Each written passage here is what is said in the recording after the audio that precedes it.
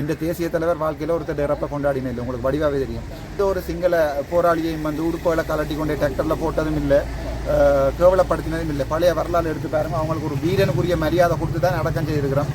என்ன சொல்கிற ஒரு குடுகடத்துறவனு அல்லது வந்து ஒரு கொலகாரனை அல்லது ஒரு ரேப் பண்ணுறவனை திலத்தி பிடிக்கிற மாதிரி போலீஸாரங்கள மொபைல் நம்பரை ட்ராக் பண்ணி விடியலேருந்து இந்த இப்படியானதில் அரசியல் பழிவாங்கல அரசாங்கம் செய்கிறத விட்டுட்டு கிட்டையில் சம்மந்தப்பட்ட தாடி ஐயா வந்து தண்ட காருகளில் குடு வச்சிருந்தேன்னு சொல்லி அதுகளுக்கு அவை யாரையாவது ப்ரொடியூஸ் பண்ணுங்க கோர்ட்ஸில்.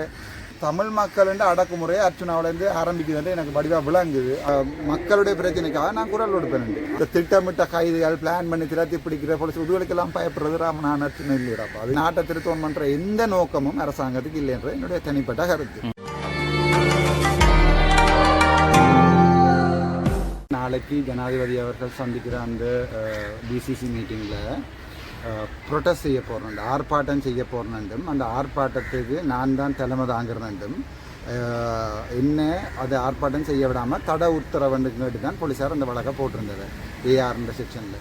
அதில் இன்றைக்கு நீதிவான் என்னோட தெளிவாக கேட்டவர், நீங்கள் இன்றைக்கு நாளைக்கு ஆர்ப்பாட்டம் செய்கிறதுக்கு ரெடியாக இருக்கிறீங்களான்னு. நான் ஒரு பாராளுமன்ற உறுப்பினராக நேர ஜனாதிபதியோட கதை கேட்கலப்ப எனக்கு ஆர்ப்பாட்டம் செய்ய வேண்டிய எந்த தேவையும் இல்லை. முதலாவது.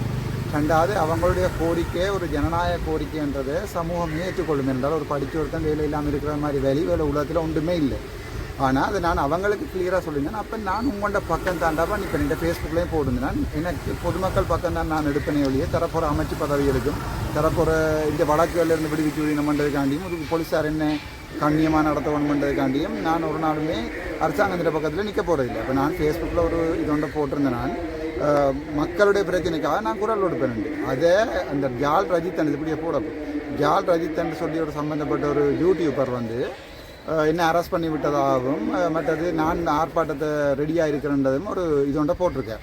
அதின் அடிப்படையில் தான் போலீஸார் இந்த வழக்கை பாய்ஞ்சிருக்கிறார். அப்போ நான் ஜால்ராஜ்யத்துக்கு எதிராக அவதூறான பரப்பினு சொல்லி 2 வழக்கு போடுறதுக்கு தயாராக இருக்கிறேன். வழக்கல் சம்பந்தமான விடயங்களை நீங்கள் பிறகு பார்க்கலாம்.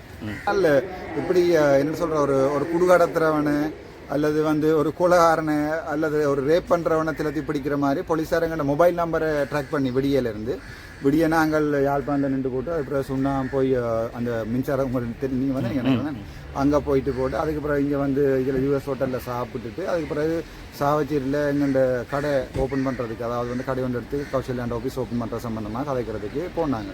வேறு ஓஎஸ்சி என்ன சொன்னவர்ன்னு சொன்னால், நாங்கள் உங்களை விடியலேருந்து பேக் பண்ணினோம், விடிய கிளம்பு 2 மணிக்கு அங்கே இருந்த ஒரு ஸ்கோட் ஒன்றை போட்டு என்றால் நான் நினைக்கிறேன் இப்படியானதில் அரசியல் பழிவாங்கல அரசாங்கம் செய்கிறத விட்டுட்டு உண்மையான குடு கடத்துறவனே உங்களுக்கு தெரியும். இந்த யாழ்ப்பாணத்துலேருந்து அன்றைக்கு கிட்டையில் சம்மந்தப்பட்ட தாடி ஐயா வந்து தண்ட காருகளில் குடு வச்சிருந்தேன்னு சொல்லி அதுகளுக்கு அவை யாரையாவது ப்ரொடியூஸ் பண்ணுங்க கோர்ட்ஸில் வாழ்க்கையில் ப்ரொடியூஸ் பண்ணுவேன். அரசாங்கமும் இப்போ என்ன செய்யுதான்னு சொன்னால், தங்களுக்கு எதிரான தங்களோட யாருன்னு எதிர்த்து கதைக்கணுமா இருந்தால் அவைய கொலை செய்கிற அளவுக்கு வந்து நடவடிக்கை எடுக்குதே ஒழிய உண்மையான கல்லணை பிடிக்கணும், உண்மையாக இந்த நாட்டை திருத்தம் பண்ணுற எந்த நோக்கமும் அரசாங்கத்துக்கு இல்லைன்ற என்னுடைய தனிப்பட்ட கருத்து. என்னுடைய அரசியல் கட்சி சம்பந்தமான கருத்து. நான் இது நினைச்சு சரியாக வெக்கப்படுறேன், கவலைப்படுறேன். அமைச்சர் சந்திரசேகரன் போன்ற ஒரு அது சொல்கிறது சிங்களத்தில் வந்து கும்புர இன்னும் பம்பே உண்டு, அதாவது வந்து என்ன சொல்கிறது கத்தரி தோட்டத்து விரலி என்று சொல்லுவார்கள். அப்படியான உங்களுக்கே ஒரு பிரயோசனமும் இல்லாத ஒரு ஆக்களை பாராளுமன்றத்தில் எங்கள்ட வாக்களும் இல்லாமல் அனுப்பி செய்கிறத விட்டுட்டு ஒரு பிரயோசனமான நான் எனக்கு என்னோட சரியான விருப்பம் இந்த யூடியூப்பில் நான் பற்றி நல்லபடியாக சொல்லியிருக்கேன். ஆனால் இந்த திட்டமிட்ட கைதுகள் பிளான் பண்ணி திரத்தி பிடிக்கிற போலீஸ் உதுகளுக்கெல்லாம் பயப்படுறது ராமநாதன் அர்ச்சுனா இல்லையாப்பா. அதுக்கு வேறு யாரையாவது ஜோசித ராஜபக்சவை பிடிச்சி அரெஸ்ட் பண்ணணும். நான் அவ சொன்னவே ஹேண்ட் கப் போட போடணும், இப்போ இதிலே போடு ஹேண்ட் கப். இப்போ நீ காருக்குள்ளே கொண்டு போய்க்கிங்க ஹேண்ட் கப் போட்டிருந்தவன் அங்கேயும் போட்டிருந்தவன் ஹேண்ட் கப் போட்டு போகிறதுக்கு பயப்பட்டவன் வந்து வேலை எல்லாத்தையும் விட்டு போட்டு சனத்துக்கு அனுப்பி ரோட்டில் நிற்க மாட்டேன். எனக்கு சரியான கவலை என்னென்னா, உண்மையான குடுக்காரர் கல்லர் எல்லாத்தையும் அரெஸ்ட் பண்ணுறதை விட்டு போட்டு இந்த விஐபி லைட் இப்போ இருக்குது காரில், அந்த விஐபி லைட் போடலாமா இல்லையான்றதை பாராளுமன்றம் தீர்மானிக்கும். என்னடா ஒரு பாதுகாப்பு தர ஒரு பாராளுமன்றம் சுற்றி பேர் ஒரு பாதுகாப்பும் இல்லை. முன்னாள் பாராளுமன்ற உறுப்பினர் சுமந்திரனுக்கு வந்து 2 சிஐடி பாதுகாப்பு கொடுத்துருக்கீங்க இல்லை.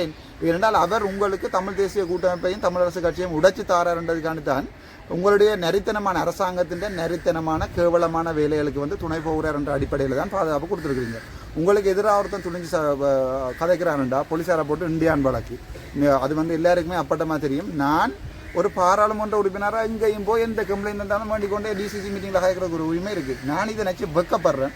ஜனாதிபதி என்று சொல்லப்படுகின்ற ஒருவருடைய ஒரு எங்களுடைய அன்ரோகுமார சாநாயக் அவர்களுடைய அரசாங்கம் ஒரு தமிழ் மக்கள் என்று அடக்குமுறையை அர்ச்சுனாவிலேருந்து ஆரம்பிக்குதுன்னு எனக்கு வடிவாக விளங்குது. ஆனால் எனக்கு அதை பற்றி கவலை இல்லை. இதன் மூலம் என்ன நடக்க போகணும்னு சொன்னால், நான் சப்போர்ட் பண்ணின ஜனாதிபதிக்கே உள்ளூராட்சி சபையில் ஒரு சீட் கிடைக்கும்ன்றது கேள்விக்குறியாக போய் கொண்டிருக்கு. நான் அவர்கிட்ட ஒரு பவ்யமாக கேட்டுக்கொள்கிறேன், இப்படி அரசியல் சில்ல பிள்ளைத்தனமான அரசியல். ஏனென்றால் அவர் ஒரு 1-2 எம்பி சீட்டில் இருந்தால் 150 எம்பி சீட்டாக வந்தவர்.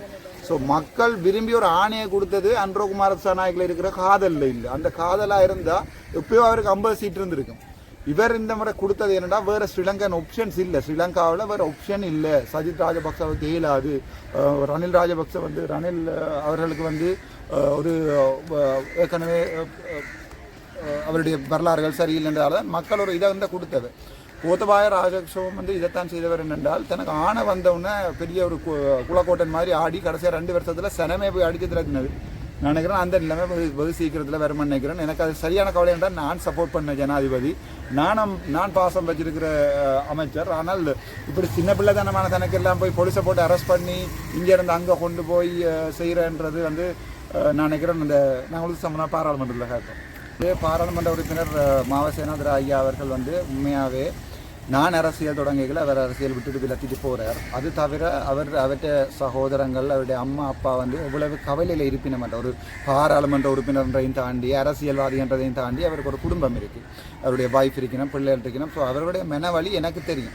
அரசியல் என்றதப்பின் அவர் எனக்கு எதிராக கருத்து தெரிவித்தாரோ நான் காணையில். பட் எனக்கும் அவருக்கும் அரசியல் குரோதங்களோ ஒன்றுமே இல்லை. மாவ சேனாதிராஜா என்கிற ஒரு மனிதர் அவர் செய்த பிள்ளைகள் சரி என்றது மக்கள் தான் தீர்மானிக்கணும். ஆனால் ஒரு தந்தையை இழந்த குடும்பமாகவும் ஒரு கணவனை இழந்த மனைவியாகவும் அவர்களுடைய வழிகளை நான் புரிஞ்சு கொள்கிறேன். கட்டாயம் எனக்கு இப்போ இன்றைக்கு அன்றாவரம் போலீஸ் ஸ்டேஷனுக்கு போய் ஸ்டேட்மெண்ட் கொடுக்க வேண்டியிருக்கு. அது முடிய நான் கட்டாயம் மாவ சேனாதிராஜா அவர்களுடைய வீட்டை தேடி நான் போய் அவர்களுடைய துக்கத்தில் கலந்து கொள்வேன். அது ஒரு மனித நேயம். இங்கே அரசியல் ஒன்றுமே இல்லை. ஒரு ஆளுடைய இறப்பில் சந்தோஷம் கொண்டக்கூடாது. நாங்கள் எங்களுடைய தலைவற்ற இறப்பை தலையில் தூக்கி வச்சு கொண்டாடின சிங்கள இனத்துக்கும் எங்களுக்கும் வித்தியாசம் இல்லாமல் போயிடும். நாங்கள் தமிழர். எந்த தேசிய தலைவர் வாழ்க்கையில் ஒருத்தர் இறப்பை கொண்டாடின இல்லை. உங்களுக்கு வடிவாகவே தெரியும்.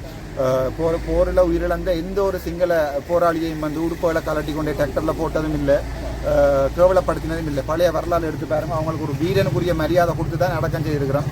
தமிழன்றதால நான் அந்த வேலையை செய்ய மாட்டேன். இப்போ எங்கள் அமைச்சர் சந்திரசேகர் சொல்லியிருக்கிறார், 4 மணித்தியால மீட்டிங்கு 2 மணித்தியால மீட்டிங் ஆக்கிறோம். எம்பி மேர் ப்ரெசென்ட் பண்ணுற சாத்தியக்கூறு எல்லாத்தையும் இல்லாமல் பண்ணியிருக்கணும்.